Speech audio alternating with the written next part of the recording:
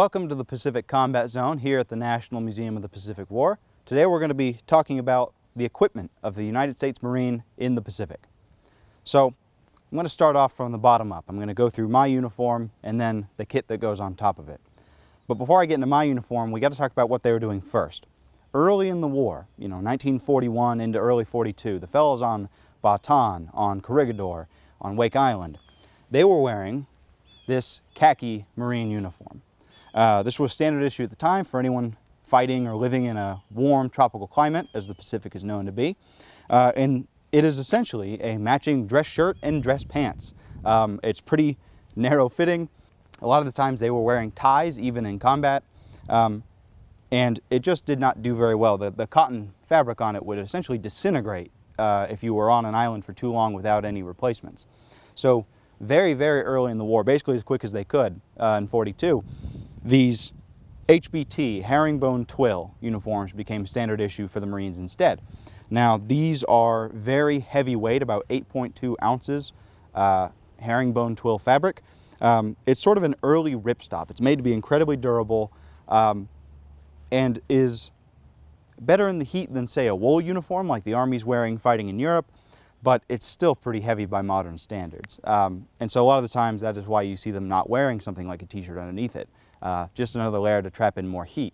But it is durable for what it's worth. On top of that is generally going to go your canvas leggings.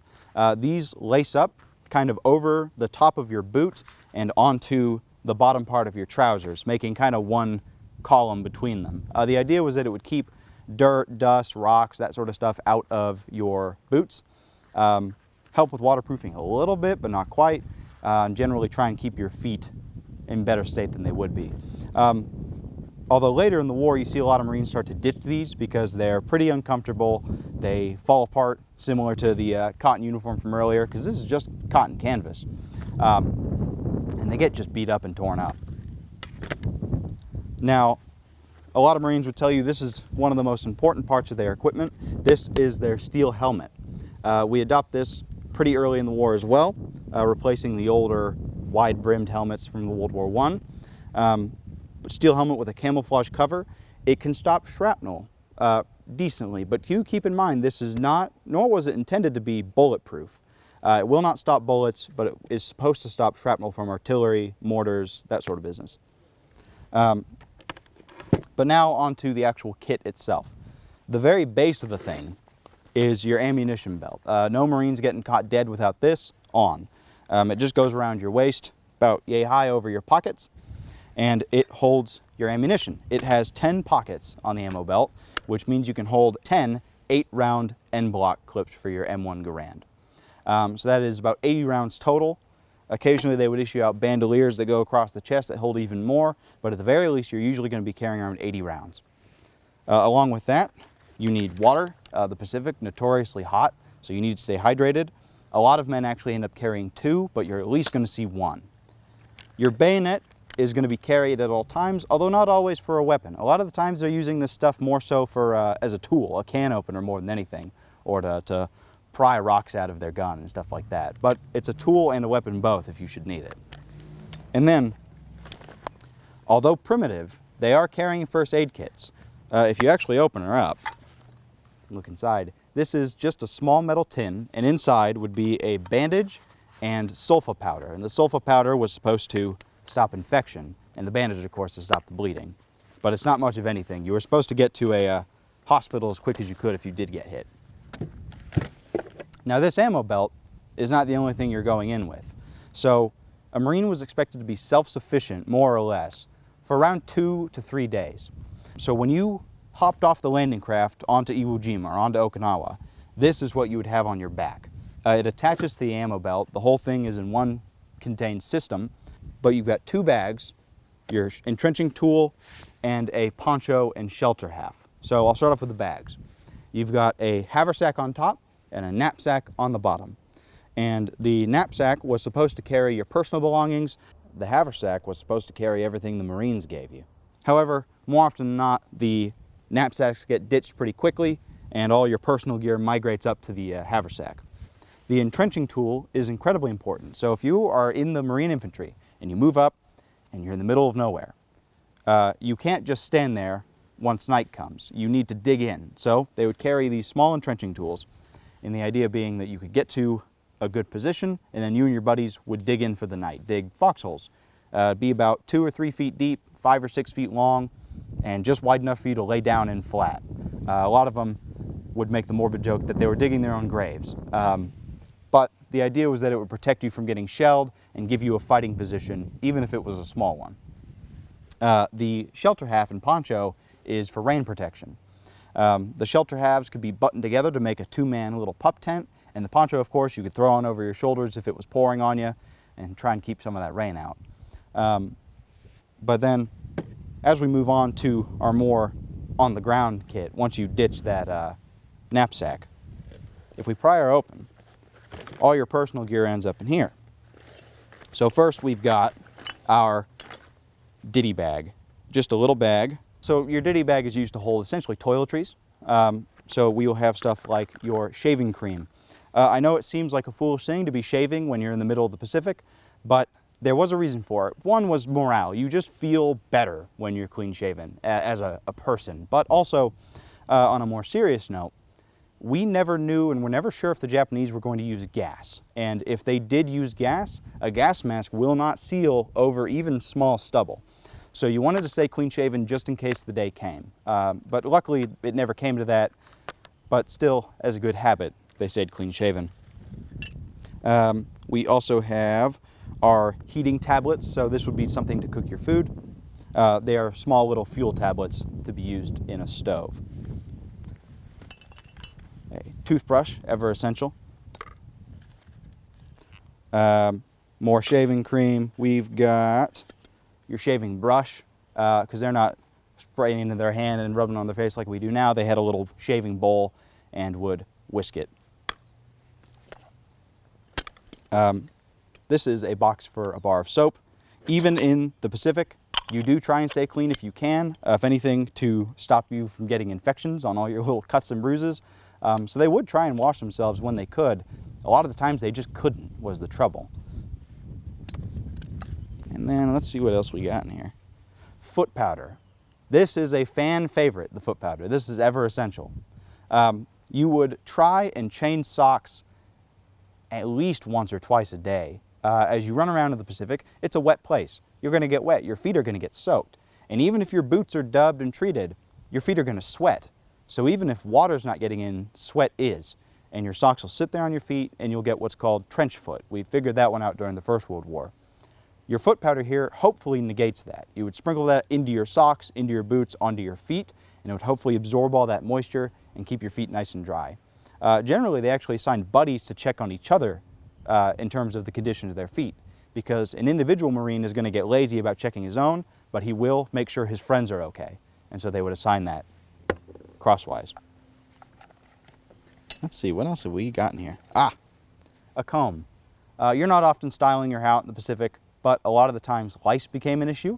And so you would want a pretty narrow-toothed comb to try and take care of your head. And a lot of the times, comb or not, you just ended up living like that and had to deal with it as it came. Lice in your clothes, lice in your hair. But you tried to do what you could to keep clean, I suppose. I'll throw all this back in here, get that out of the way.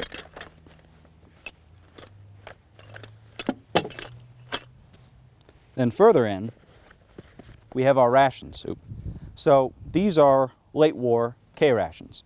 I won't crack one open and really dig in, but in short, when I was saying that they were expected to be able to survive for a couple days, maybe 3 days on their own, this is what this impacts the most. Each Marine would go ashore and go out into the field with at least 2 days worth, so that's 6 boxes, or 3, which is 9 boxes of K rations like this.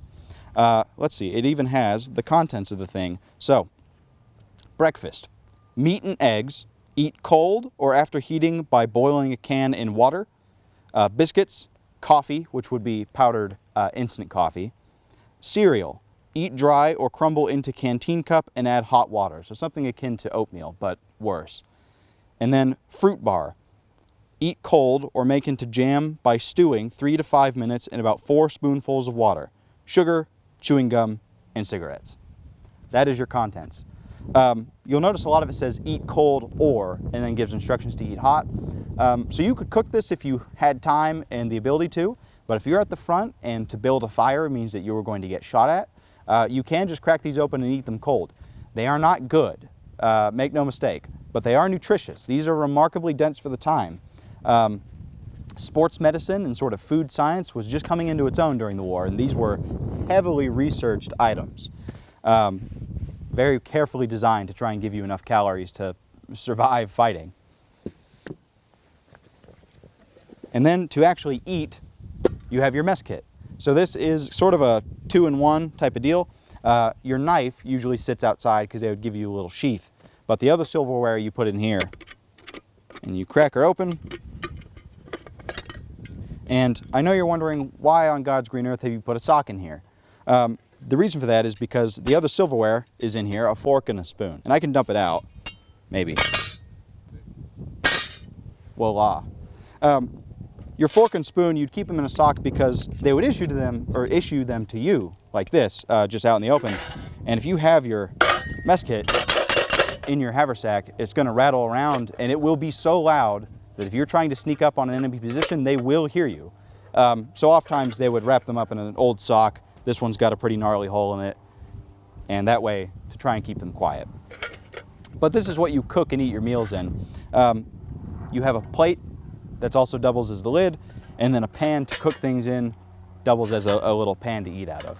It's a pretty nice consolidated system.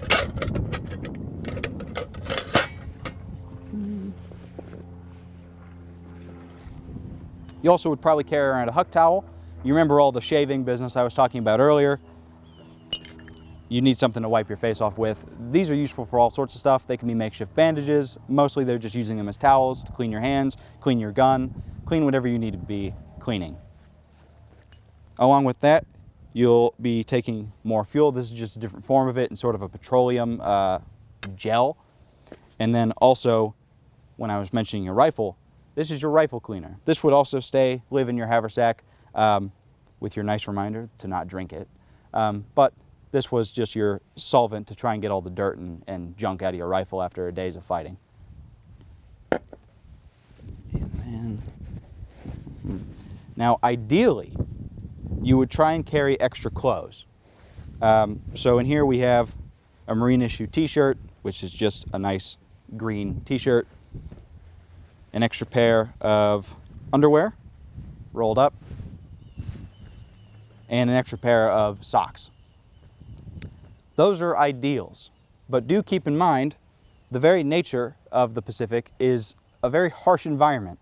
The HBT uniform stood up to it fine, but a lot of the times your socks, if they were cotton, your underwear and t-shirts are all, again, made of cotton. These would physically rot off of the men fighting in there.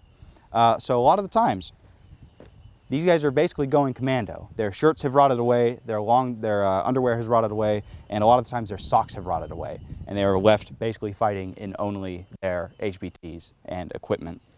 And that's the lowdown on what would be in your haversack. But the most important stuff of all would be usually kept in your giant pockets here. For example, a flashlight. Some of these flashlights were standard issue. Some of them, like this one, would be privately purchased. They're not very bright, which is sort of a good thing. You don't want it to be too bright lest you get spotted, but if you need to read a map in the dark or something like that, these are pretty handy. They would kind of be given out, if you didn't buy your own, given out as needed. Also, we have toilet paper that would be issued. These are basically just sheets, single sheets of paper to be used whenever you end up having to go to the bathroom. The human needs do not stop just because you're in a war, after all. And then another ration here is our D bar. It is a chocolate bar, which might sound good on the surface. However, well worth noting is that this was intentionally designed by the Hershey's Chocolate Company to not taste good. This was to be consumed in an emergency. It is emergency calories and emergency nutrients. And so the fear was that the soldiers and Marines would break into it too early if it was good. And so I believe the taste they were going for was something akin to a boiled potato. It's not disgusting, but it's not good. It's just edible. A small rag here for wiping sweat off your brow and taking care of yourself. Again, this can be used in a pinch, cleaning your rifle very quickly. If something jams, just getting the dirt out.